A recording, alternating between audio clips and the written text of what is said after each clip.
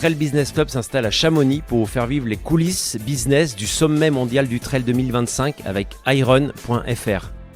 Retrouvez-nous pour une émission quotidienne enregistrée depuis la House of Mountain de iRun, leader du running, du trail et de l'outdoor, né de la motivation de passionnés de vouloir rendre accessible à tous les meilleurs équipements, les conseils les plus avisés et les expériences les plus mémorables. Bonne écoute. Bonjour à toutes et à tous, on est en direct depuis Chamonix pour ce 3e épisode de Trail Business Club, toujours sur la terrasse de The House of Mountains avec Mathilde Lenné, j'ai écorché ton prénom, j'y arriverai vendredi beaucoup mieux. Bonjour François. Merci Mathilde. Ça va bien depuis ça va bien hier. Oui, et puis bien. on s'est déjà vu ce matin, on en parlera tout à l'heure sur une petite opération Rossignol avec Martin Fourcade. Petit point météo quotidien, on est toujours sur la terrasse, ça veut dire qu'il ne pleut toujours pas très très fort. Il a plu cette nuit, il a neigé à 3500 mètres, juste en dessous l'aiguille du goûter. On se retrouve cette semaine ici sur cette terrasse et dans cet univers de la House of Mountain avec iRun pour 5 épisodes, 5 numéros. Aujourd'hui, on va échanger avec nos invités qu'on vous présentera juste après sur la stratégie de marque autour d'un team et les indicateurs de performance et pas que la performance sportive. Comment on mesure les performances justement d'un team, de la création d'un team. On a parlé avant-hier de l'expérience coureur avec Goulven et Simon. Ici, on a reçu hier Azix sur la stratégie de brand content. Demain, on parlera des nouveaux récits avec Oversteam et New Balance. Et vendredi, on terminera la semaine avec Oka, Boris Gérardi et Fabrice Perrin sur l'inclusion comme moteur de transformation. Voilà le programme de la semaine. Comme chaque jour, Mathilde, on commence avec les dernières petites actus, plus ou moins croustillantes qu'on a récoltées sur le salon ces dernières heures. Tout à fait. Et on va commencer par quelques chiffres en rapport avec l'UTMB World Series qui rajoute 3 courses à leur liste de courses cette année pour 2026. Une en Lettonie, une au Canada et une en Roumanie, ce qui portera le nombre d'événements à 52. Ça fait donc 26 en Europe, 13 en Amérique, 10 en Asie, 2 en Océanie et 1 en Afrique.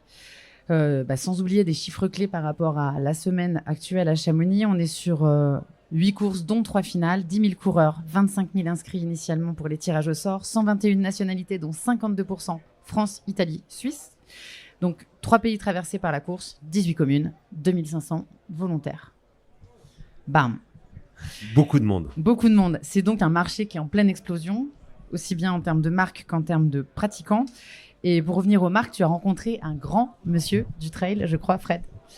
Ouais, j'ai rencontré hier à la sortie du salon de l'Ultra Village quelqu'un que j'ai reçu dans le podcast en début 2024. Il s'appelle Jean-Luc Diard. Il a été patron de Salomon à l'époque où d'ailleurs Benjamin Thaler l'a connu en tant que grand patron au moment où Adidas était aussi dans le giron de Salomon. Et Jean-Luc Diard m'a livré quelques chiffres et m'a livré aussi sa vision de l'évolution de la discipline. Alors, les chiffres du côté de chez Oka, c'est très simple, c'est 2 milliards 250 millions de chiffre d'affaires sur l'exercice consolidé qui a été livré fin avril 2025, soit une augmentation de 1,250 milliards en 2 ans, puisque Oka avait passé la barre des 1 milliard lors de l'UTMB 2023, juste un petit peu avant. Et du côté de On, puisque aussi On, Jean-Luc m'a livré des chiffres qui ne sont pas complètement secrets, On va atteindre les 3 milliards en fin d'année de chiffre d'affaires. Et si Jean-Luc livre ces chiffres, c'est qu'en fait, les deux marques, la marque suisse On et la marque Oka, qui est née à Annecy, ont été créées en 2010, donc ont exactement 15 ans, quelques mois près. Mais surtout avec Jean-Luc, on a échangé sur le marché du trail. Et c'est pas nos invités qui vont nous démentir. Le marché du trail en plein boom, c'est une évolution exponentielle actuellement. Et surtout du côté de la Chine, qui connaît vraiment une explosion. Il me racontait que vraiment, en plus, le gouvernement chinois a un petit peu décrété que le sport, la santé et l'environnement a été la priorité. Et ben, c'est un petit peu les thématiques que l'on retrouve dans le monde du trail. Et qu'aujourd'hui, c'est vrai, entre l'évolution du marché, des courses du côté de la Chine, mais aussi avec l'arrivée des grands acteurs que sont Nike avec SCG, New Balance, Adidas, Terex, Et puis On, Oka, Altra, le marché est en train de vivre un grand boom. Donc Jean-Luc Diard, un visionnaire qui connaît très très bien le monde du trail et qui a été l'un des grands patrons, nous a livré ces chiffres. Et Mathilde, justement, quand on parle de la Chine, on se tourne aussi vers le salon où il y a beaucoup de marques chinoises présentes cette année. Oui, tout à fait. On a des marques comme Kaglas. Alors, je vais l'écorcher comme tu as écorché mon prénom tout à l'heure. Anoniji, ou encore la marque japonaise Goldwyn, qui arrive sur le marché avec une veste gonflable qui permet de s'isoler du froid sans avoir recours ni aux plumes ni au polyester. Alors, c'est une innovation qui n'est pas complètement nouvelle. D'autres marques s'étaient lancées précédemment, mais sans commercialiser forcément le produit. Il faut dire qu'en fait, on serait a priori sur des prix qui pourraient dépasser les 500 € la veste. Donc, ça reste pas forcément du produit très accessible. Mais donc voilà, à voir comment cette veste fonctionnera et cartonnera. Et toi, tu as rencontré, parce que tu rencontres énormément de monde, Fred, Jérôme Bernard, le directeur marketing monde de Vibram. Que t'a-t-il dit ? Ah ouais, Jérôme, on a passé la soirée ensemble. Alors, on va rien cacher. On était ici à la soirée Kailas, parce qu'il y avait aussi une marque chinoise qui était présente à la House of Mountain. Donc, Kailas faisait une soirée, on a bu 2 bières, on a été très sobre avec Jérôme, mais j'ai essayé de le faire boire, mais en fait Jérôme il lâche très très peu de chiffres quand on le questionne, et j'ai quand même réussi à en avoir un cette année. Vibram, ça sera 6 millions de paires de chaussures de trail qui seront semelées avec une gomme Vibram. Donc ça aussi, ça donne une petite indication du marché. Juste sur les chaussures de trail, par exemple, une marque comme Oka qui peut utiliser de la gomme Vibram sur des chaussures de randonnée n'est pas comptée dans ces 6 millions. Donc aujourd'hui, on sait que je pense 20-22 marques de l'univers du trail utilisent quasiment la gomme Vibram. Pas vous, on y reviendra. Si, maintenant, je crois que c'est récent. On vous dévoilera avec qui on est tout à l'heure et Benjamin nous en parlera. Vibram qui fêtera d'ailleurs ses 20 ans de partenariat en 2027, qui est arrivé ici en 2007. Et je rappelle, parce que j'étais aussi là en 2007, Vibram n'équipait aucun fournisseur de chaussures. Ils ont commencé avec la marque Lafuma. Et aujourd'hui, c'est plus de 20 sociétés qui travaillent avec la marque italienne, qui s'est bien sûr fait connaître ici par les exploits en montagne et qui veut faire de ses 20 ans un projet. Et c'est vrai qu'il ne sait pas encore ce qu'il va faire. Et par contre, il m'a dit une petite indiscrétion, et là, je ne pourrais pas en dire plus sur les noms. Mais en tout cas, la météo mauvaise annoncée a poussé de nombreux coureurs élites à aller voir le camion Vibram, sans forcément en parler à leur team manager. Ils le font de façon très discrète, où ils envoient des gens le faire pour ressemeler leurs chaussures avec une semelle un petit peu plus épaisse et avec un petit peu plus d'accroche, puisqu'on annonce des conditions météo un petit peu compliquées ce week-end. Donc voilà, c'est aussi ça. Si vous êtes sur le salon, vous pouvez aller faire ressemeler vos chaussures. Mais voilà, il y a quelques coureurs élites qui vont pas utiliser les gommes de série. Merci pour ces infos en tout cas. Et Mathilde, toi, tu étais ce matin du côté de chez Rossignol avec Martin Fourcade pour nous présenter une nouveauté. Oui, tout à fait. La marque iséroise réunissait des médias et des influenceurs pour présenter le 3e modèle de la gamme Trail, la gamme Vercors, qui est la gamme dédiée à la longue distance, alors avec un beaucoup plus gros amorti, des technologies très spécifiques et très différentes des 2 précédents modèles. Il y avait donc la direction générale, forcément, Vincent Wouters, les équipes techniques et développement produit. Tu le disais, Martin Fourcade. Et également, forcément, Marine Quintard, qui est la première féminine de la MCC lundi. Et parmi les chiffres qu'ils nous ont partagés, ils nous ont partagé un petit peu les objectifs à terme, avec donc objectif que l'été pèse 15% de leur chiffre d'affaires en soft goods, dont idéalement la moitié sur le footwear trail, sachant qu'aujourd'hui, déjà un tiers du chiffre d'affaires Rossignol se fait déjà sur le vêtement. Donc la trend soft good vêtements donc, fait partie des gros objectifs, et la transversalité aussi, d'où la présence de Martin, qui est l'emblème un peu, le fer de lance de passer du ski à l'été pour rester en montagne. Et Martin, que j'ai rencontré, et Rossignol, qui fait aussi partie de ces nouveaux acteurs, arrivé il y a tout juste 1 an, vraiment, avec un nouveau produit. Martin, que j'ai interviewé et qu'on retrouvera dans l'épisode 5, vendredi, de Trail Business Club avec Iron.fr, qui m'a livré ses impressions sur ce monde du trail qu'il voit évoluer, puisque lui aussi pratique. Et donc, vous verrez cette interview très intéressante où il me dit aussi, c'est peut-être qu'un jour, il va remettre un dossard en trail. En tout cas, pour l'instant, je vous laisse le suspense. On revient ici en direct depuis la House of Mountain avec Iron.fr. On accueille nos 3 invités du jour. de la marque Brooks. Voilà, on dévoile Brooks qui utilise désormais des semelles Vibram aussi, avec Benjamin Sakenti, Sport Marketing Leader Europe.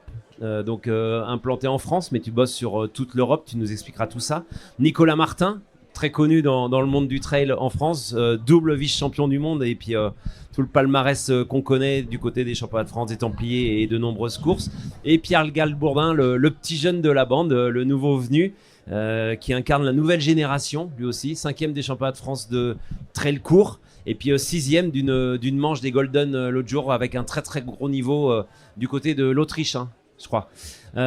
Bonjour messieurs, et merci d'avoir accepté l'invitation. Je vous laisse compléter cette présentation. Benjamin, si tu peux te présenter en quelques mots.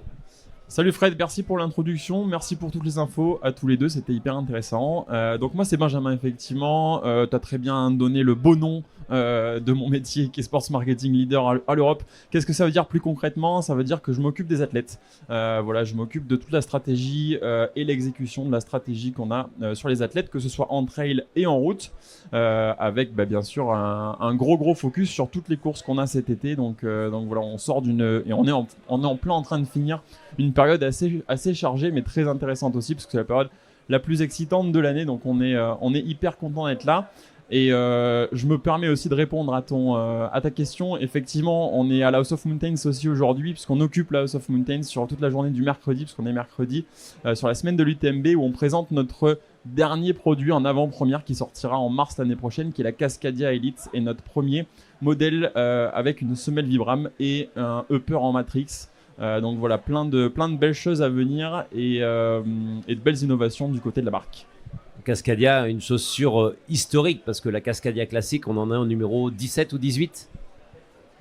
T'es un petit peu en retard, on est à 19. 19, voilà, 19. Juste, on parlait chiffres tout à l'heure de On et de Oka. Vous, Brooks, c'est quoi le chiffre d'affaires 2025 2025, les projections, elles sont autour de 1,3, 1,4 milliard. On était à 1,2 quelque chose à la fin de 2024. Les projections, voilà, elles sont là-dessus. La marque continue d'évoluer. Les chiffres sont très bons. On se développe aussi beaucoup en Asie. C'est un gros marché. C'est les grosses ambitions pour la marque là dans les années qui viennent. Puis en Europe, aux US, ça continue d'évoluer, ça continue de progresser. On est toujours une marque qui est quand même très très tournée vers la performance, mais on a aussi quelques ambitions dans le lifestyle dans les années qui viennent. Donc voilà, la marque forcément a envie de prendre le pas de tout ce qui se passe autour de la chaussure, parce qu'il y a une vraie trend autour de la chaussure, et bien sûr qu'on veut prendre le pas et se montrer parmi les marques les plus actives. Merci Benjamin. Nico, passe ce micro à Nico. Alors Nico, on va pas te demander de réciter ton palmarès, parce que beaucoup de gens le connaissent et on te connaît beaucoup parce que tu es très actif sur les réseaux sociaux en termes de data et tout ça. Surtout, moi, ce qui m'intéresse, et on y reviendra, mais tu peux déjà évoquer, c'est ton rôle que tu as eu pendant quelques années au sein du team en tant qu'athlète, et aujourd'hui, ton rôle aux côtés de Benjamin.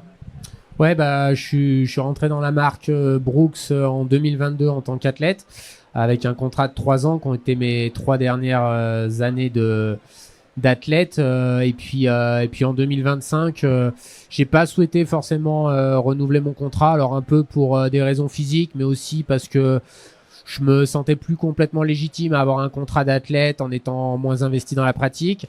Par contre, j'ai pu rester dans la marque avec un rôle de coordinateur sportif, donc épauler Benjamin sur les aspects purement sportifs, donc pour aider les athlètes, les aider sur la logistique. Tu as parlé tout à l'heure du résultat de Pierre en Autriche. Mon rôle, c'était d'être présent, d'aller leur faire les ravitaux, de vraiment les mettre dans les meilleures conditions pour faire de la perf. C'est vrai que moi, j'ai connu une époque où tu devais tout gérer toi-même, et c'est vrai qu'aujourd'hui, les nouvelles générations ont un peu cette chance d'être vraiment concentrées sur le sportif et de courir le plus vite possible, et de pas avoir trop à gérer ces aspects. C'est un petit peu ça notre rôle. Après,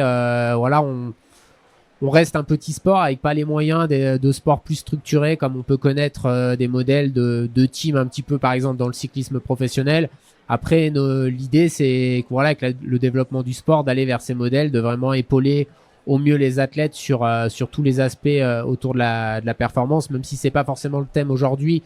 Nous, notre rôle, c'est avant tout d'être performant, et découle de la performance, de la visibilité et les impacts, on va dire, plus au niveau business, quoi. on va en parler. Justement, on est là pour ça.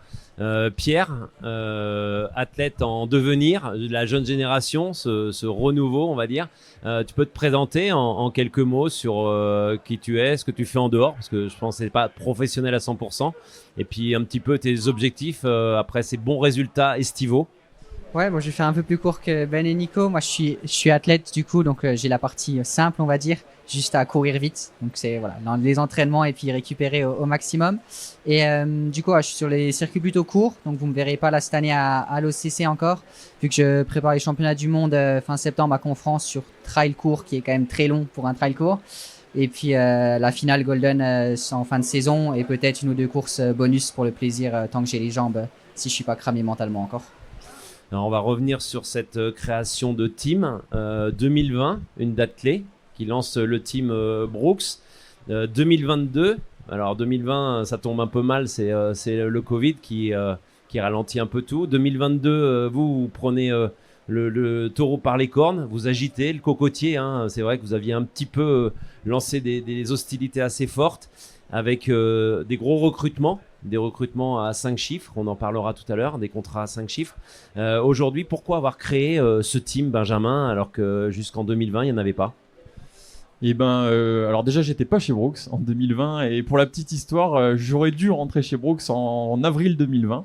Et malheureusement, on sait ce qui s'est passé en 2020 et puis après des discussions en interne, on a finalement décidé que le début du projet de sports marketing serait en 2021. Du coup, j'ai rejoint Brooks en janvier 2021 avec pour cette ambition de créer et de développer une team trail dans les années à venir avec l'ambition finale de devenir une des teams les plus performantes, parmi les teams les plus performantes dans le monde du trail en Europe.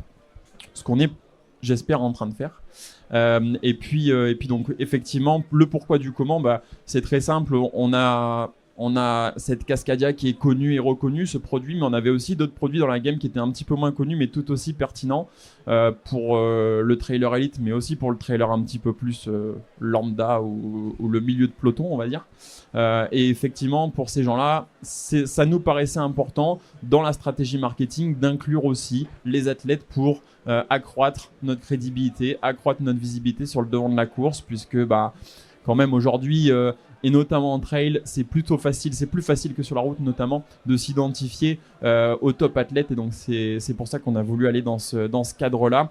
2021, donc la création un petit peu officieuse du team avec une team en France, une team en Espagne, une team en Italie. Et en 2022, on a décidé de voir les choses un petit peu plus grand avec une vraie team d'une presque quarantaine d'athlètes déjà sur 2022 et avec des beaux recrutements, dont l'ami Nicolas Martin qui est avec nous aujourd'hui. Et quels étaient les objectifs principaux globalement? C'est quoi les critères de sélection des coureurs? C'est la notoriété, c'est les résultats, c'est les ventes potentielles, c'est l'image, c'est les valeurs, c'est quoi? Alors les critères, ils ont beaucoup évolué depuis 2021 pour le coup, parce qu'en 2021 on a voulu aussi prendre le parti d'avoir une stratégie long terme. Stratégie long terme, c'est-à-dire que on a voulu miser sur des jeunes avec qui on pourrait construire quelque chose sur un beau projet sur du long terme pour les voir évoluer. D'abord sur du court distance, puis sur du long. C'est ce qu'on est en train de voir là avec progressivement les jeunes qu'on avait en 2021 qui se tournent sur des courses de 50, 80 km et donc sur des choses qui sont forcément de plus en plus visibles parce qu'on sait qu'en termes de visibilité un UTMB aujourd'hui n'a pas d'égal, donc effectivement ça fait partie des objectifs de la marque d'accroître cette visibilité là. Et puis au-delà de ça, on a eu aussi en fait en termes de critères forcément des athlètes performants, et au plus on avance là dans nos stratégies, au plus on veut essayer de travailler aussi avec des athlètes qui soient des top athlètes capables de gagner ou de briller sur les plus grandes courses du calendrier, en sachant que chez nous les grandes courses du calendrier c'est forcément l'UTMB et l'UTMB Series et notamment les finales, mais également tout ce qui est championnat du monde, Golden Trail Series sur du court et la Western pour nos amis américains. Ça reste un des grands moments du calendrier. Alors il y a performance athlétique et performance médiatique, on y reviendra après. Concernant la performance athlétique, c'est vrai, tu le disais, la Cascadia c'est une valeur sûre, c'est une valeur historique de Brooks, mais aussi du monde du trail, hein. C'est une chaussure qui existe depuis depuis que le trail existe quasiment. Et à 25 ans, elle était déjà là, cette chaussure, comme la Trabuco chez ASICS, la Riot chez Adidas ou encore la Pegasus chez Nike. C'était un peu les 4 modèles référents.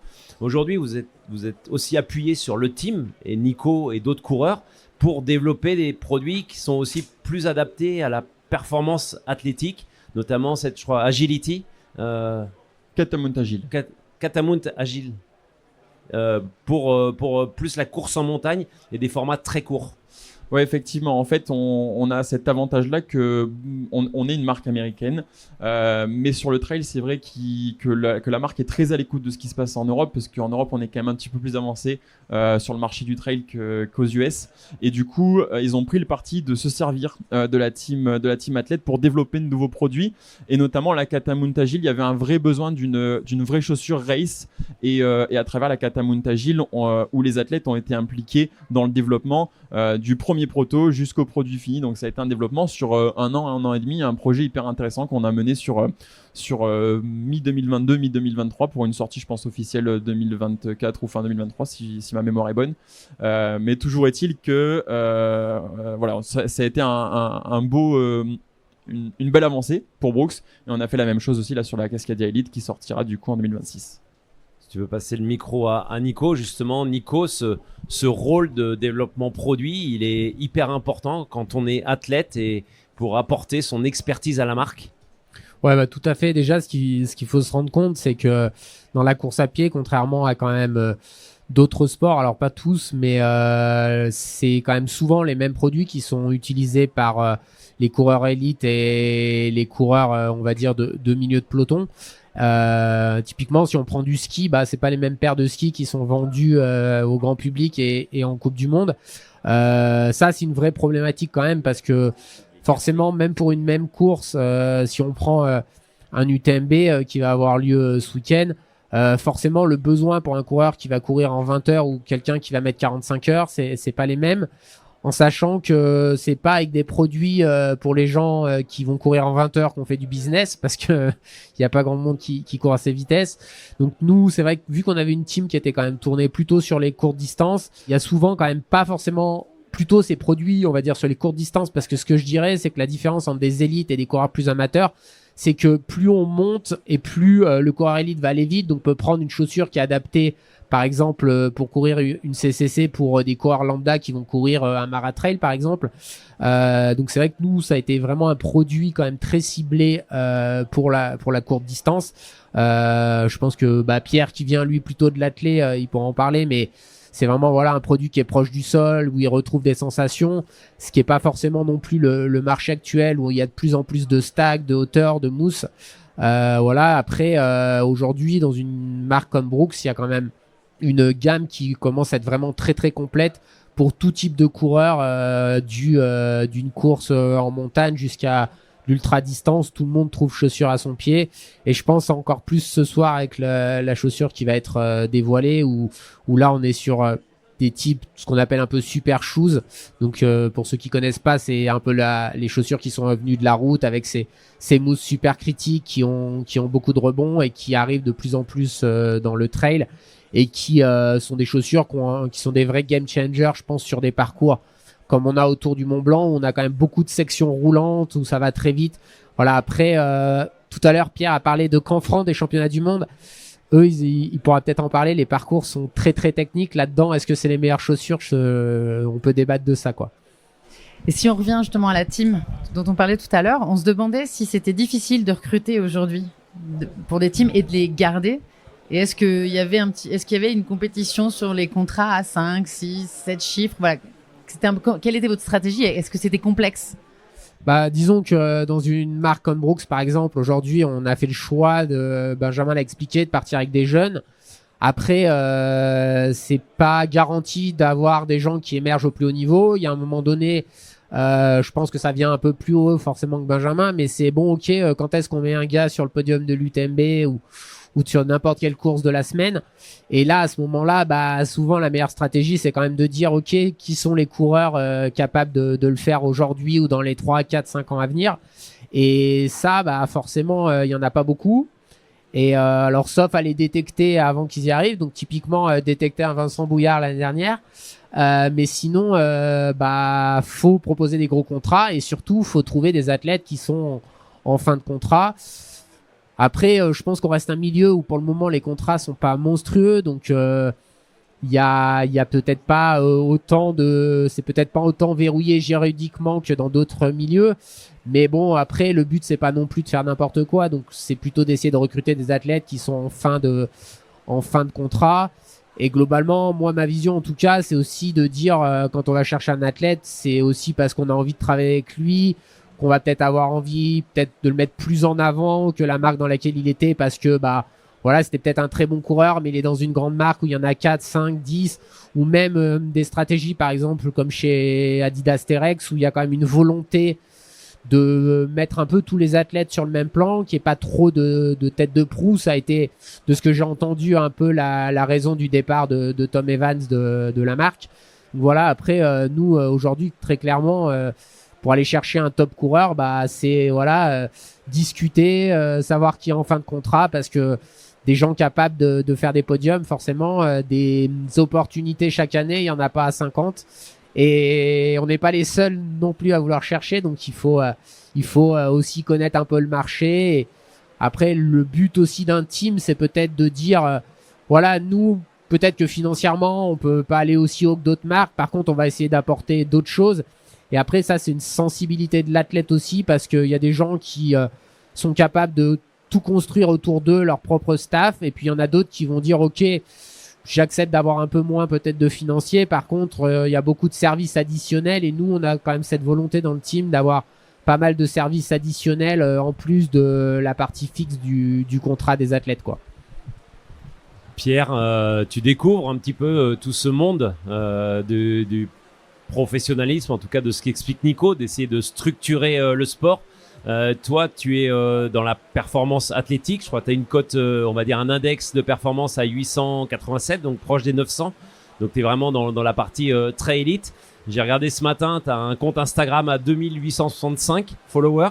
Donc, tu n'es pas le plus percutant au niveau communication. Est-ce que c'est une pression que te met la marque ou est-ce que justement, comme dit Nico, on cherche d'abord des coureurs qui sont en phase avec l'ADN de la marque et après, on voit le reste? Ouais, non, il n'y a aucune pression externe en tout cas. Après, forcément, je pense que chaque athlète, a un peu de pression interne parce que tu vas aller chercher un contrat un peu plus élevé, tu veux faire mieux dans une point de vue de performance parce que plus tu as moyen de faire des courses importantes. Mais moi, j'ai pas de pression là-dessus et je pense que c'est vraiment un point important parce que si tu commences à te mettre de la pression sur les entraînements, sur les résultats aux réseaux sociaux, les résultats à côté, on s'en sort plus. Aujourd'hui, mon métier, c'est athlète, c'est pas Instagrammeur, sans vouloir être négatif là-dessus. Il y a d'autres personnes qui le font très bien. Et malheureusement, j'ai pas aussi les compétences de faire d'aussi bons contenus que d'autres personnes qui se sont orientées là-dessus. Donc, je pense qu'il faut aussi mettre d'un côté les athlètes qui ont une très bonne communication parce qu'ils ont des très bons résultats. Et de l'autre côté, les gens qui font de la com, qui sont spécialistes là-dedans et qui ont peut-être moins de résultats parce qu'ils s'investissent plus dans le domaine-là aussi. C'est deux métiers différents, quoi. Alors, je vais te pousser un petit peu plus loin. Est-ce que c'est pas frustrant parfois de voir justement que toi, tu es dans la haute performance avec des très très bons résultats et que tu vas chercher ça parce que c'est ce qui t'anime, à la différence de gens qui sont moins performants, on y reviendra tout à l'heure avec un phénomène qui est chez vous et qui sont pas dans la recherche de la performance mais qui par contre ont une communauté, une audience, une notoriété qui sont presque obligés de se déplacer cachés ici pour aller entre la House of Mountain et le salon, sinon ils mettent 1 heure pour y aller. C'est pas un petit peu frustrant ça justement de voir ce paradoxe? Pas ce que tu viens de dire. J'aime bien pouvoir marcher dans Chamonix sans qu'on m'arrête de partout, donc là-dessus non. Mais il faut reconnaître, ils sont bons à ce qu'ils font. Et si nous on veut plus, il faut être meilleur dans ce qu'on fait. Et c'est vraiment deux métiers différents. Et aujourd'hui, si tu me demandes, est-ce que tu as envie de passer ta vie à faire de la communication? Quand je suis en montagne, j'ai pas envie de sortir mon téléphone toutes les 10 minutes. J'ai pas envie de penser à ça, à réfléchir avant, après, parce que, on regarde très bien comme ça, mais c'est aussi un vrai métier. Ils passent des heures dessus et c'est un stress pour eux. Alors que nous, on a aussi ce plaisir, entre guillemets, à juste courir et rentrer. Oui, bien sûr, tu prends une petite photo quand en haut c'est beau, etc. Mais il n'y a pas besoin de réfléchir à prendre ton téléphone, te filmer à tel moment, repenser à poster, à éditer, machin, et passer 3 heures dessus. Il y en a certains qui aiment faire ça et c'est à leur avantage. Moi, je préfère courir et je vais essayer de chercher les plus gros résultats pour chercher plus d'argent quand eux vont chercher plus d'abonnés, quoi.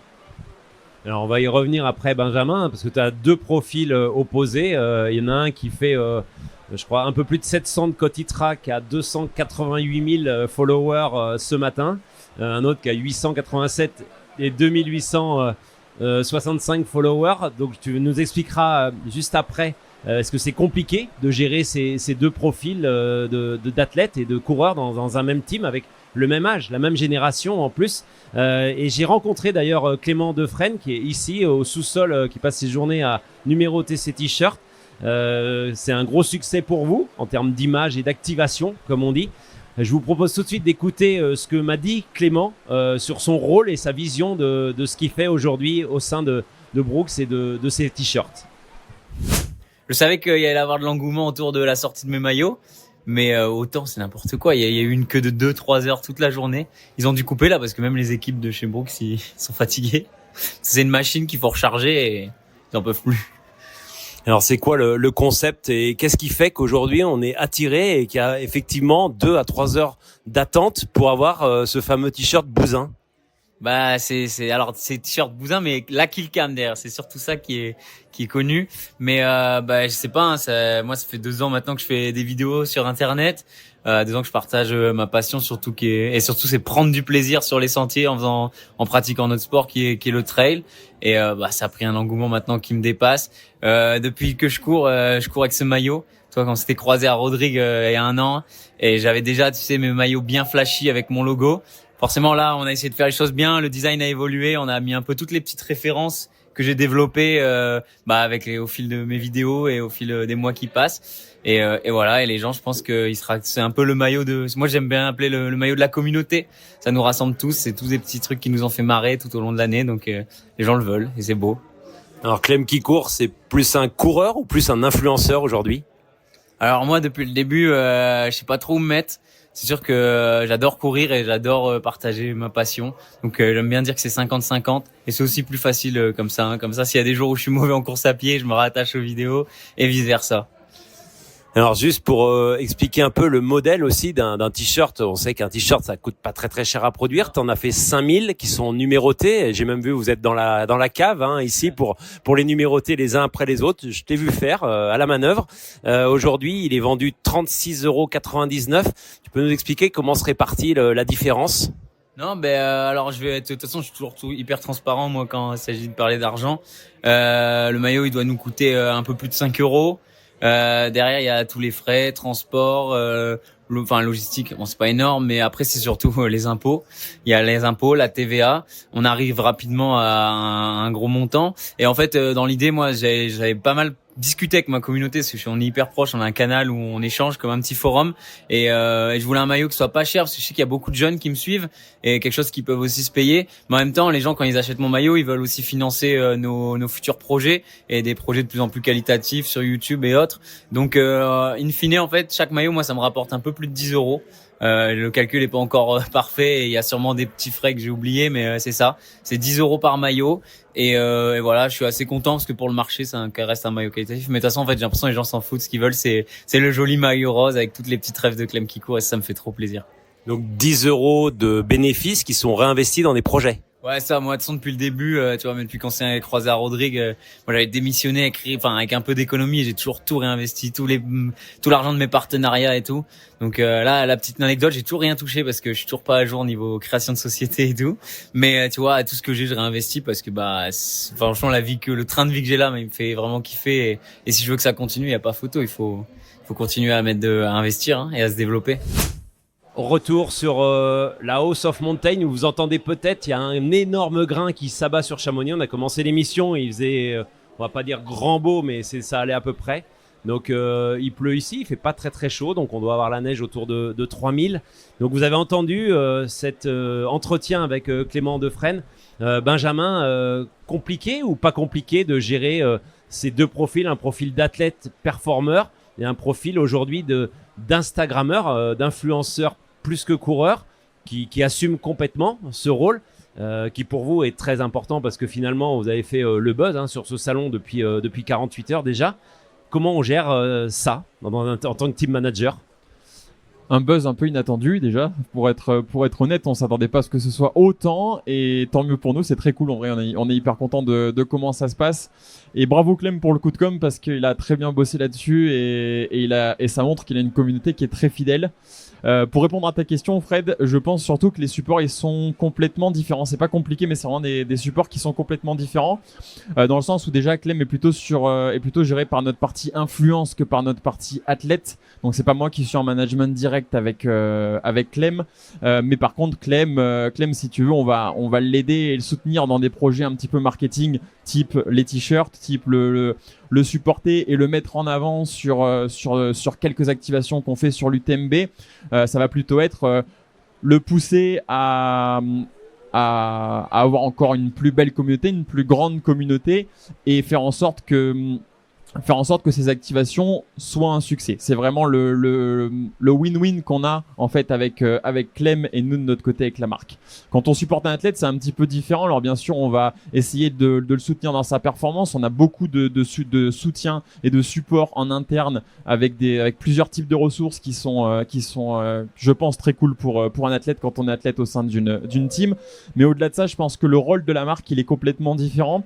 Le rôle de la marque, il est aussi, parce que on l'a bien dit, Pierrot l'a très bien dit aussi juste avant, les athlètes, c'est pas des influenceurs, c'est pas des gens qui sont hyper à l'aise avec les réseaux, mais par contre c'est des gens qui ont malgré tout beaucoup de choses à apporter au trail runner lambda, on va dire, mais la plupart du temps, ils savent pas trop comment raconter les histoires, et je pense que c'est aussi au rôle de la marque de faire en sorte de les mettre le plus et le mieux en avant possible sur des réseaux sociaux, sur des posts, sur des histoires de marques, sur des histoires d'athlètes, et c'est aussi sur ça qu'on essaye de pousser les athlètes. On a un plan de communication qui est de plus en plus important d'année en année, pour être capable de faire en sorte que nos athlètes soient aussi connus et reconnus comme étant des stars du trail.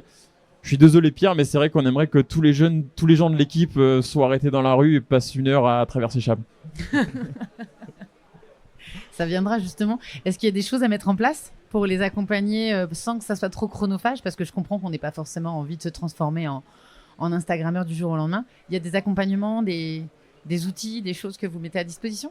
C'est des choses sur lesquelles on travaille activement.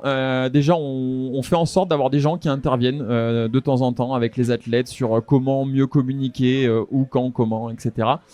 Donc des workshops qu'on fait quelques fois dans l'année.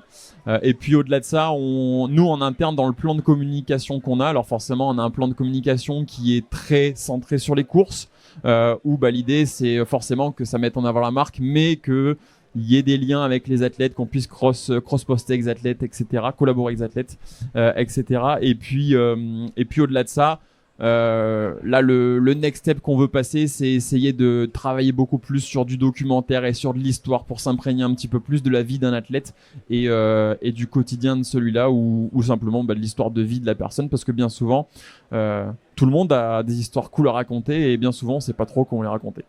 Le fameux storytelling.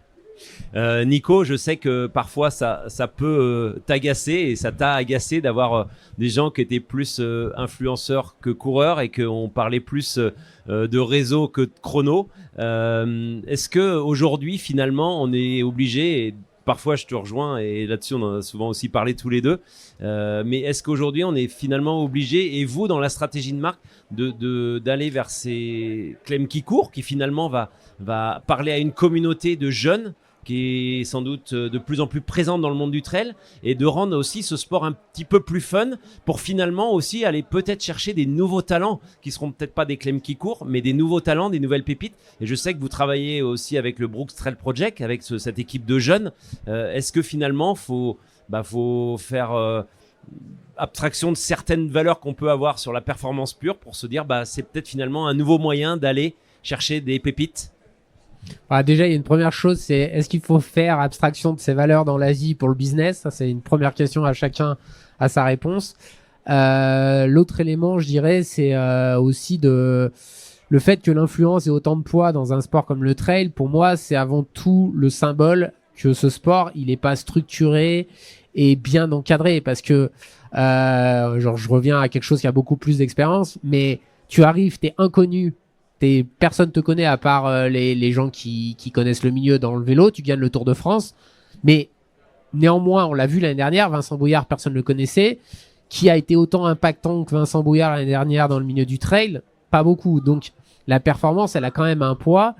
Après, c'est juste, moi, je comprends tout le poids de l'influence. Moi, ma vision, elle est plutôt de dire que ce qu'on oublie, c'est qu'il y a des gens qui ont la partie sportive et la partie influence.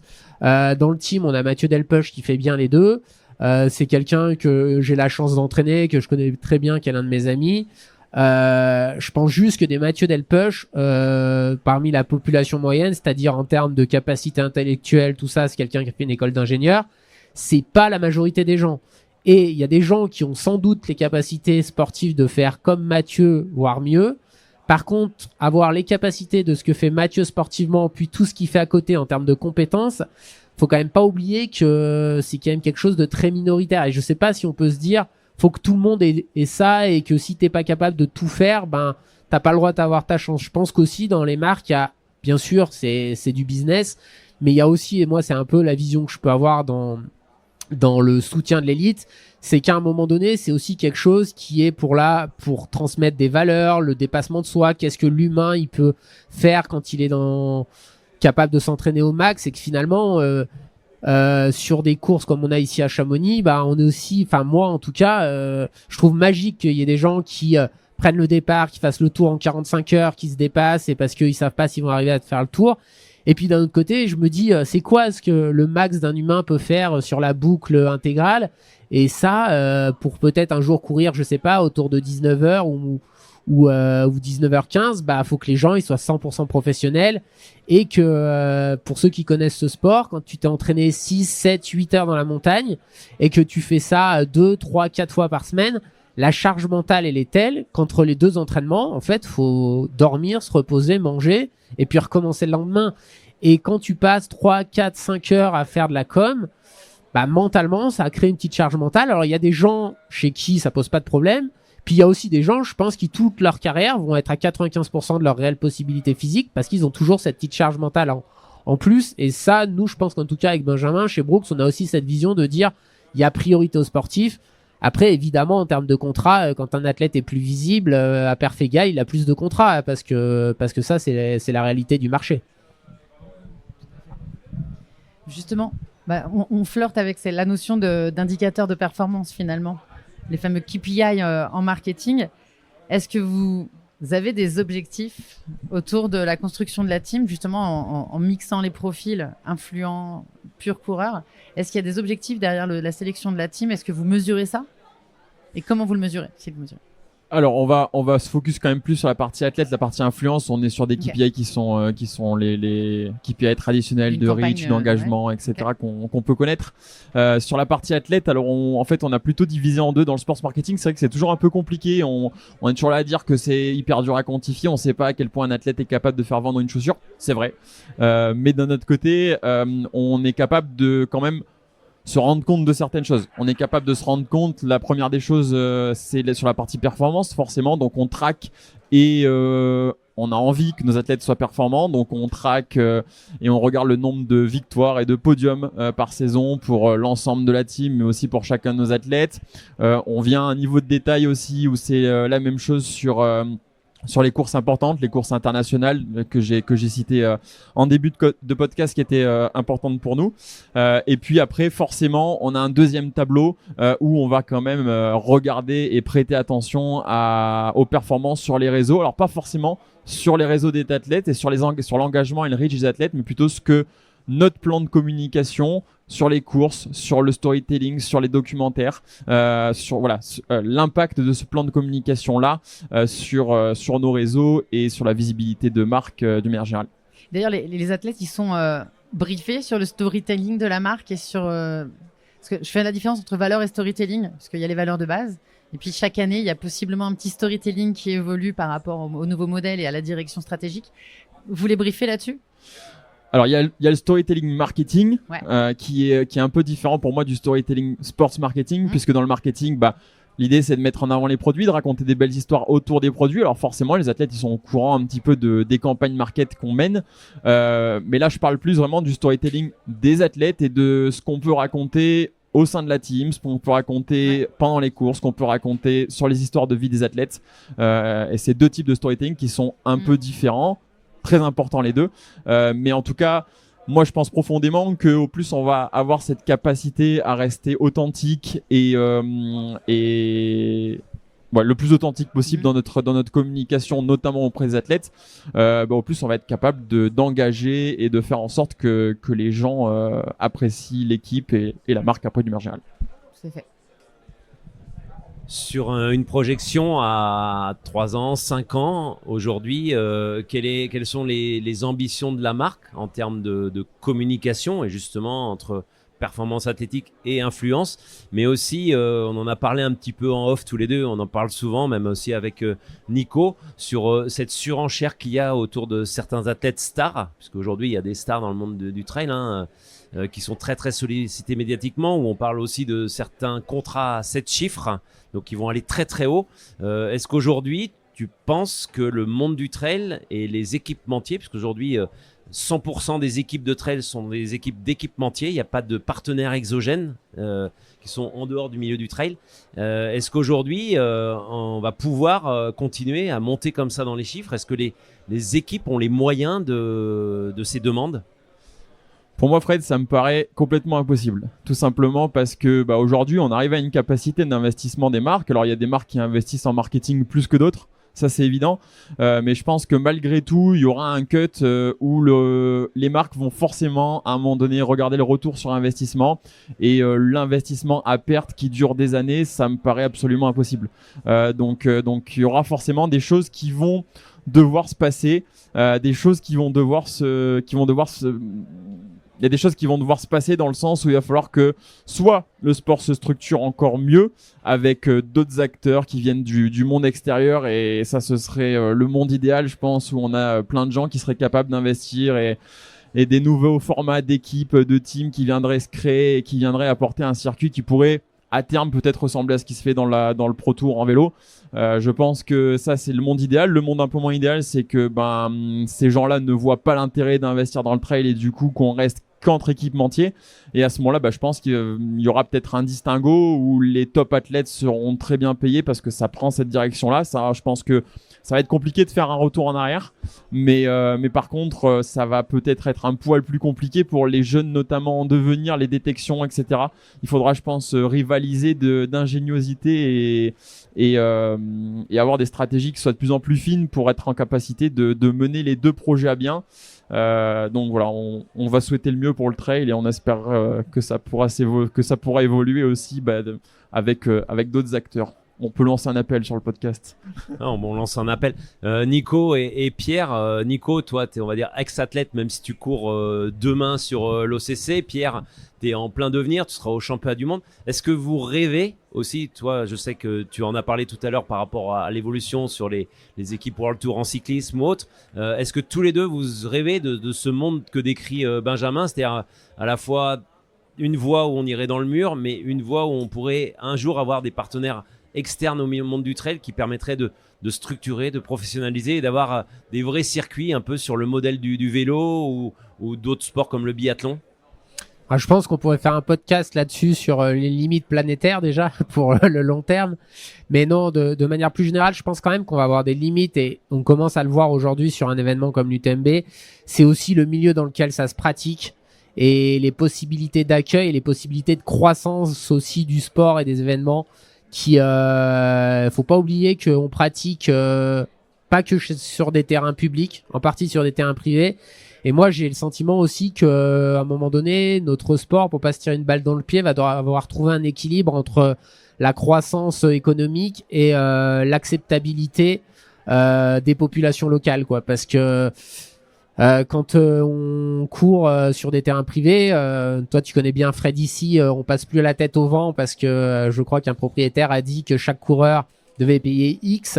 Je te fais pas un dessin, mais je pense qu'il suffit que 2-3 endroits stratégiques sur l'UTMB, les gens disent ça et tu peux plus organiser. Donc je pense qu'il va falloir qu'on trouve quand même cet équilibre dans le développement de savoir dire. Alors c'est dur, hein, je pense que c'est pas du tout le modèle dans lequel on est habitué, mais de dire à un moment donné, bah là on est peut-être assez gros et on peut plus vraiment croître aussi pour même si on n'est pas si c'est pas ces valeurs de on va dire de limite un peu planétaire, mais d'acceptabilité, parce que la vallée de Chamonix, la semaine de l'UTMB, moi si j'étais un habitant de Chamonix, je sais pas si je suis très pro UTMB cette semaine-là, et ça je pense que ça peut quand même être une limite. Et à côté on le voit, il y a un circuit qui essaye d'être un peu plus professionnel, des Golden Trail Series, sur lequel est Pierre Galbourdin, et aujourd'hui on voit est-ce que ce circuit trouve sa place, il arrive à se développer. On voit beaucoup l'arrivée des Kenyans, mais d'un autre côté, dans un sport très communautaire, donc est-ce que ça parle aux gens de voir des Kenyans dominer, par exemple? Ça, c'est c'est assez complexe. Alors, il y a aussi le côté, on veut garder l'identité. Ceux qui sont un peu anciens comme moi, on n'a pas envie de faire des boucles autour de Chamonix pour que ce soit plus facile à suivre et rendre télévisuel. Donc c'est quand même quelque chose qui est pas évident, et une balance qui sera pas facile à trouver, je pense. Pierre, toi qui découvres tout ce monde-là, ton monde idéal en 2030, ça serait lequel? Être professionnel du trail, gagner 80 000 euros par an et ne pas trop communiquer sur les réseaux sociaux? On va dire ça comme ça, mais là tu me poses une colle quand même.